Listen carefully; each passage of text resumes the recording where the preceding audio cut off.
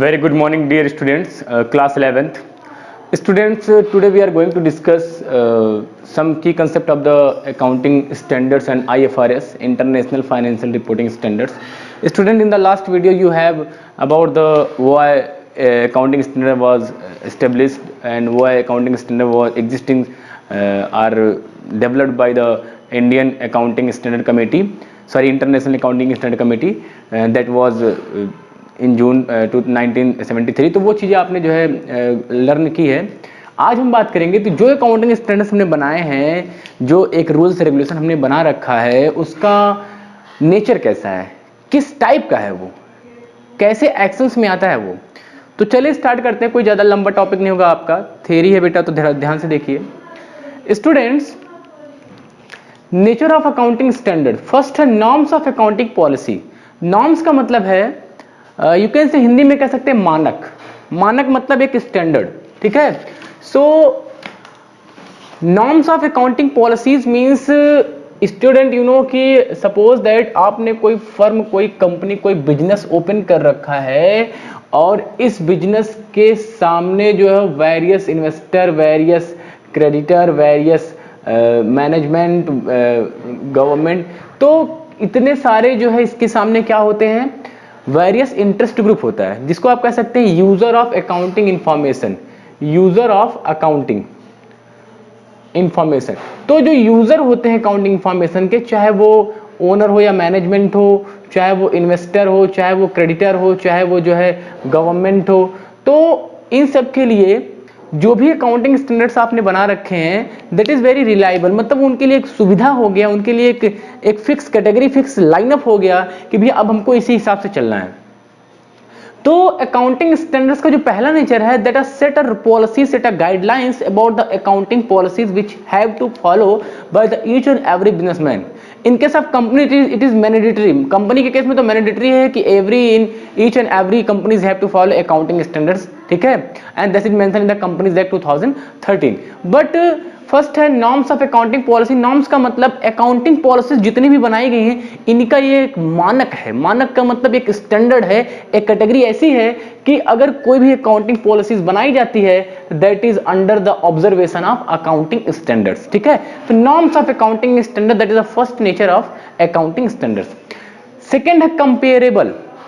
You know student, when you are follow a straight forward, एक simple lineup पे आपको चलना है, इसी पे सारे बिजनेस को इस तरीके से हमें वर्किंग करना है, तो कहीं ना कहीं जो इनके, चूंकि यही रूल्स और रेगुलेशन एक सिंगल वे लाइन को ये फॉलो करके, single way policy, rules, regulation, guidelines को फॉलो करके अगर ये स्टेटमेंट बनाते हैं, स्टेटमेंट का मतलब चाहे वो बैलेंस शीट की बात करें, चाहे बेटा वो हम बात करें प्रॉफिट एंड लॉस की, तो जो भी चीजें हम बनाते हैं, सॉरी प्रॉफिट एंड लॉस की, तो जो भी चीजें हम बनाते हैं, चाहे वो बैलेंस शीट हो चाहे प्रॉफिट एंड लॉस, जब when the segment of the policies that followed by the each and every businessman, then there are accounting information there must be comparable. वो कंपेरेबल अपने आप हो जाएंगे, क्योंकि सबको बताया गया कि आपको यहाँ पे ऐसे रखना है, यहाँ पे ऐसे रखना है, लायबिलिटीज किधर रखनी है, एसेट्स किधर रखना है, प्रॉफिट एंड लॉस में प्रॉफिट किधर रखना है, लॉस को किधर रखना है, कब कौन सा एक्शन आप लेंगे, किस तरीके। तो सारी चीजें जब आपको एक ही गाइडलाइंस बताई गई है, एक ही तरीके का सिस्टम बताया गया, एक ही तरीके का जो है वर्क बताया गया किस तरीके से आपको करना है, तो कहीं ना कहीं सीधी सी बात है कि जो अकाउंटिंग स्टैंडर्ड्स होंगे उनका जो पहला नेचर है, सॉरी दूसरा नेचर, वो comparable. Comparable about what? Comparable means comparable in the accounting statements. जो भी अकाउंटिंग स्टेटमेंट्स लोगों के द्वारा बनाए जाएंगे, बिजनेसमैन के द्वारा बनाए जाएंगे, they can be comparable. Why? Because they are all follow the guidelines of accounting standards. Second, preferred accounting treatment. Preferred accounting treatment का मतलब है, actually student, preferred accounting treatment sometimes if there is no any rules regulation, then the companies, the firms, the businessman, the owner in case of single या sole proprietorship या बहुत ज़्यादा उसके जो है कंपनीज के केस में जो शेयर होल्डर्स वगैरह होते हैं, तो उस कंडीशन में क्या होती है कि अगर आपने सेट रूल्स एंड रेगुलेशन नहीं बता रखा है तो लोगों को कन्फ्यूजन यार ये वाला अडॉप्ट करें या ये वाला अडॉप्ट करें, डेप्रिसिएशन केस में ये वाला अडॉप्ट करें या ये वाला अडॉप्ट करें, इस प्रॉब्लम में ये वाला सोल्यूशन चलेगा या ये वाला सोल्यूशन करेगा। तो in case of accounting standard there are no alternatives available. Alternatives कोई अवेलेबल नहीं है। There are a specific set of method या सेट ऑफ एक सेट ऑफ ग्रुप बता दिया गया है कि इस केस में यही प्रॉब्लम के लिए यही सोल्यूशन आपको करना है, ठीक है। तो प्रीफर्ड अकाउंटिंग ट्रीटमेंट का मतलब ऐसा नहीं कि सिर्फ उन्होंने गाइडलाइंस बताई है in which problem what solution will be use, what actions will be use, that is preferred accounting treatment, ठीक है। तो सेट ऑफ मेथड हमने यहां लिखा है। सेट ऑफ मेथड का मतलब उन्होंने जो है सेट ऑफ मेथड या सेट ऑफ गाइडलाइंस बता रखा है कि किस केस में कौन सा अकाउंटिंग ट्रीटमेंट जो है यूज होगा। इसके बाद इसका एक और नेचर होता है function just as a law. Function just as a law. Student, according to law, what the rules and regulations which are created by the government, if you will not follow, you will be punishable. आपको पता है कि अगर जो है law के regarding जो भी रूल्स रेगुलेशन बनाए जाते हैं अगर उसको हम फॉलो नहीं करते तो that will be punishable. Suppose that helmet लगा के आपको चलना है रोड पे, लाइसेंस बनवा के चलना है, लेकिन अगर आपने वो फॉलो नहीं किया तो आपको पनिश किया जाएगा। दैट चाहे वो आर्थिक दंड जिसको आप कहते हैं, पैसे के तौर पे कुछ आपको हर्जाना, आपसे जो है कुछ पैसे लिए जाएं या जैसे भी हो, लेकिन वहां पे आप पनिशेबल हैं। So that is also use in accounting standard. If you will not the follow guidelines of the accounting standard that will be punishable. That may be जो है वहां पे आपको आपके नाम कुछ भी हो सकता है, आपकी कंपनी के नाम कुछ भी हो सकता है, ठीक है। तो ये जस्ट एज अ लॉ के जो रूल्स रेगुलेशन के जैसा जो है वर्क करता है। अब हम बात करते हैं एडवांटेजेस ऑफ अकाउंटिंग स्टैंडर्ड। अगर हम अकाउंटिंग स्टैंडर्ड फॉलो करते हैं तो ऐसा नहीं कि हमसे कोई जबरदस्ती फॉलो करवा रहा है। Accounting standard that should be follow by each and every businessman, what's advantage, what is the utility, you can say कि उसका क्या उपयोग है of the accounting standard. First, improve reliability and credibility. Improve reliability and credibility. अब reliability and credibility का मतलब ये है कि जब हमारे सामने वेरियस इंटरेस्ट ग्रुप होता है, वेरियस इंटरेस्ट ग्रुप का मतलब क्या है, there are investor, government, employ, ठीक है, जो भी हमारे सामने अवेलेबल होते हैं, चाहे वो मैनेजमेंट हो, तो अगर इनके सामने जो रिजल्ट होगा वो ट्रूथ एंड फेयर होगा तो कहीं ना कहीं ये बहुत ही खुश हो जाएंगे, ठीक है। तो अगर ये खुश हो जाएंगे तो देखिए एडवांटेज, पहला एडवांटेज क्या है, improve reliability and credibility. Reliability का मतलब होता है विश्वसनीयता या विश्वास, ठीक है। तो इंप्रूव रिलायबिलिटी एंड क्रेडिबिलिटी का मतलब है कि when you follow accounting standards, जब आप accounting standards follow करते हैं, when you follow the guidelines of the accounting standard, you follow the set of rules of the accounting standard, then your accounting statement, your accounting information that is converted into accounting statement, that will be true and fair. And according to accounting standard, all the transactions should be disclosed by the businessman. That's why the output, the accounting statement which are in front of all the various interest group, that will be reliable. वो विश्वास के लायक होगा कि हाँ इन्होंने accounting standards के सारे norms, सारे टर्म्स कंडीशन को फॉलो करके ये चीज बनाई गई है। सेकंड है कंसिस्टेंसी एंड कंपेरेबिलिटी। ये सेम ऐसे ही हो जाएगा। कंसिस्टेंसी एंड कंपेरेबिलिटी का मतलब ये है कि आपने जो भी बिजनेस किया है वहां पे जो भी रूल्स रेगुलेशन, जो भी मेथड्स, जो भी टर्मिनोलॉजी आप यूज कर रहे हैं उसके बीच में कंसिस्टेंसी होना चाहिए। कैसी consistency? Consistency about the rules and regulation which are follow in the last year that will be used in the next year, ठीक है। सपोज दैट हमने आपको एक एग्जांपल कई बार बताया है कि सपोज दैट हमने एक एग्जांपल लिया डेप्रिसिएशन का। तो डेप्रिसिएशन जब हम चार्ज करते हैं डेप्रिसिएशन, तो डेप्रिसिएशन को चार्ज करने के लिए WDV भी यूज होता है और SLM स्ट्रेट लाइन मेथड भी यूज होता है।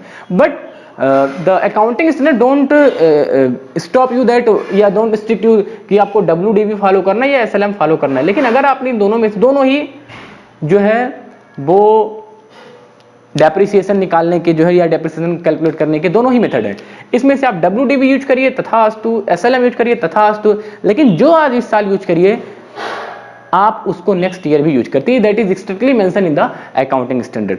तो कहीं ना कहीं कंसिस्टेंसी बरकरार रहेगी। कंसिस्टेंसी का मतलब ये नहीं कि ज्यादा जो ओवरफ्लो आउटफ्लो मिलेगा, या नहीं ज्यादा उतार चढ़ाव मिलेगा। अब 1 लाख रुपए का असेट्स है तो 1 लाख रुपए से 90,000 या 80,000 या 70 इस तरीके से मिलेगा। ये नहीं कि 1 लाख रुपए का असेट्स, इस समय हमारे पास मशीनरी हमारे बैलेंस शीट में इस साल 1 लाख रुपए थी, अगले साल की बैलेंस शीट में मशीनरी जो गायब हो गई, या मशीनरी है ही नहीं, या मशीनरी जो 100 रुपए की आ गई। तो कहीं ना कहीं इतना वेरिएशन नहीं हो सकता। कंसिस्टेंसी एक जो है होता है क्योंकि आप जो है गाइडलाइंस फॉलो कर रहे हैं अकाउंटिंग स्टैंडर्ड्स के। कंपेरेबल कई बार बताया गया। कंपेरेबिलिटी का मतलब है कि चूंकि सभी लोग ऐसे ही फॉलो करते हैं तो आप उसको कंपेयर कर सकते हैं। कंपेयर 2 तरीके से होता है, एक इनसाइडर होता है, एक आउटसाइडर। इनसाइडर का मतलब आप अपने ही परफॉर्मेंस को पिछले ईयर से कंपेयर कर सकते हैं, पिछले कई दशकों से कंपेयर कर सकते हैं कि भैया पिछले 10 साल हमने कितना प्रोग्रेस किया। अब जो भी हमने बिजनेस किया है अगर उसका हम देखें तो उसका ग्राफ इस तरीके से बढ़ता हुआ है या डाउनवर्ड जा रहा है, तो ये भी आप कर सकते हैं। या अपने ही इसी कंपनी का कंपेयर आप दूसरे भी बिजनेस से कर सकते हैं कि भैया मैंने भी बिस्किट बनाने का काम ले रखा है, बाकी लोग भी बिस्किट बना रहे हैं, उनका ज़्यादा फायदा हो रहा है, मेरा क्यों कम फायदा हो रहा है। तो वो सारी चीज़ें आप यहाँ से कर सकते हैं। क्यों आप उनको देख करके अपने देख कर आप ये जान सकते हैं कि दोनों का जो है जो स्टेटमेंट है वो ट्रू एंड फेयर है, तो हम कंपेयर कर सकते हैं। ठीक है, अगर हम कंपेयर करेंगे तो ये जो कंपेरेबिलिटी का मतलब है कि आप उसको यूटिलाइज कर सकते हैं किसी भी बिजनेस के स्टेटमेंट को जो एक तरीके के बिजनेस कर रहे हैं। ठीक है, ये नहीं कि आपको जो कंफ्यूजन है कि पता नहीं उसने गलत बनाया होगा सही बनाया होगा, तो वो कंफ्यूजन नहीं, क्योंकि सभी को फॉलो करना है। Resolving conflict of the financial interest among various group. Conflict का मतलब कोई झगड़ा होने की जरूरत नहीं, किसको क्या मिलना है, किसको क्या इंटरेस्ट मिलना है, किसको डिविडेंड मिलता है। देखो स्टूडेंट्स आप आगे पढ़ेंगे, देखिए जहां ज्यादा दिमाग लगाने की जरूरत नहीं है, मैं जो बता रहा हूं उतना आप सुनिए। दो तरीके का, तीन तरीके का बिजनेस आप भी सुन लीजिए। एक ऐसा बिजनेस होता है जिसमें एक सिंगल ओनर होता है, अकेला मालिक होता है, जैसे भी आपने देखा हो किराने की दुकान, एजेंसीज वगैरह, अकेला मालिक होता है, बैठता है।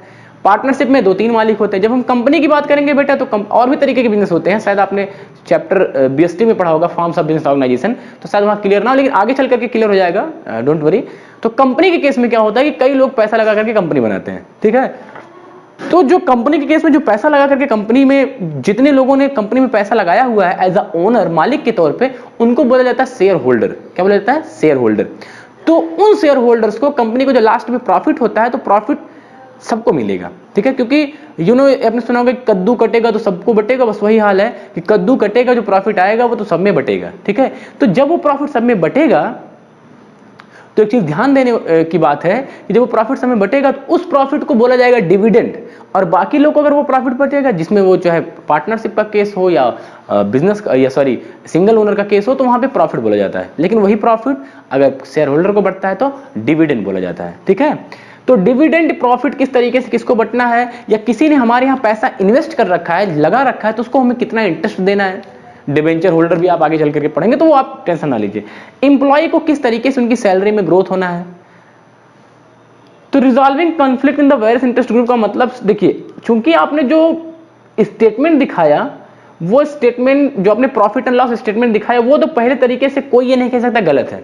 तो अगर प्रॉफिट हुआ तो सबको सबकी सैलरी बढ़ानी चाहिए, सबको इंटरेस्ट मिलना चाहिए, सबको डिविडेंड मिलना चाहिए। लेकिन अगर लॉस हुआ तो नहीं मिलेगा। लेकिन ये मानने के लिए तैयार तब होंगे जब आपने सारे जो है रूल्स रेगुलेशन फॉलो करेंगे। नहीं तो हो सकता है कि इंप्लॉय या इंटरेस्ट, वो इंप्लॉय कहे कि भैया मेरी सैलरी ना बढ़ाने की वजह से ये जो है प्रॉफिट को कम दिखा रहे हैं। तो अगर आपने गाइडलाइंस फॉलो किया तो कोई ये आपके ऊपर क्लेम नहीं कर सकता। इसके बाद है reduce the chances of manipulation. ये इसी से देखिए जुड़ा हुआ है। मैनिपुलेशन का मतलब है कि अपनी इच्छा अनुसार कुछ जो है चीजों को ऊपर नीचे करना। ठीक है, जैसे वैल्यूएशन ऑफ स्टॉक हो गया, या किसी तरीके से आप अपनी प्रॉफिट को कम दिखाना चाहते हैं, आप अपने गवर्नमेंट से टैक्स बचाना चाहते हैं, एम्प्लॉय की सैलरी नहीं बढ़ाना चाहते। तो अगर कंपनी ऐसा चाहती है तो ठीक है, चाहो, लेकिन अगर आपने गाइडलाइंस फॉलो किया है तो पूरी तरीके से वो चांसेस कम हो जाते हैं, क्योंकि वहां पे एक स्टेट फॉरवर्ड रूल्स रेगुलेशन है, एक स्टेट फॉरवर्ड गाइडलाइंस है कि आपको इस तरीके से ही चलना है। अगर आप नहीं चलेंगे तो आपके लिए जो है ये पनिशमेंट आपके लिए भी अवेलेबल है। तो अगर आप वो फॉलो करेंगे तो कहीं ना कहीं मैनिपुलेशन, जो अपने मैनिपुलेशन का मतलब कि अपनी इच्छा अनुसार अपनी ही बैलेंस शीट में, अपने ही प्रॉफिट एंड लॉस अकाउंट में कुछ अपने हिसाब से मैनिपुलेट कर देना। जैसे मैंने आपको पढ़ाया था अकाउंटिंग पहले चैप्टर में विंडो ड्रेसिंग, तो विंडो ड्रेसिंग का मतलब था to manipulate the accounting information. इसके बाद हेल्पफुल इन ऑडिटर। ऑडिटर का मतलब आपको पता होना चाहिए बेटा, जो ऑडिट का काम करता है ये कौन करता है? सर सीए करता है। ठीक है, तो सीए जो होता है वो प्रोफेशनल्स होता है, अकाउंट एक्सपर्ट होता है, ठीक है, टैक्स एक्सपर्ट होता है, तो वो सारी चीजों को जानता है। तो अगर आपने एक सिंगल गाइडलाइंस को फॉलो करके अगर आपने उसको बना रखा अपनी कंपनी की बैलेंस शीट को, अपनी कंपनी की प्रॉफिट एंड लॉस अकाउंट को, तो हेल्पफुल ऑडिटर का मतलब है कि आसानी से जो है वो ऑडिट किया जा सकता है, चेक किया जा सकता है, और सीए के सामने रखा जा सकता है, सीए उसको चेक भी कर सकता है। ठीक है, तो कहीं ना कहीं कोई ज्यादा इसमें कंफ्यूजन की जरूरत नहीं थी। कुछ नेचर्स थे अकाउंटिंग स्टैंडर्ड्स के, that is already gain, and advantages और utility of accounting standards you already know. ठीक है, ओके स्टूडेंट्स, तो इतना आप कर लीजिएगा, नोट बना लीजिएगा। ठीक है, कोई डाउट तो नहीं होना चाहिए। If any doubt in your mind that can be written the comment in the comment section. Okay, that is enough for today, thank you.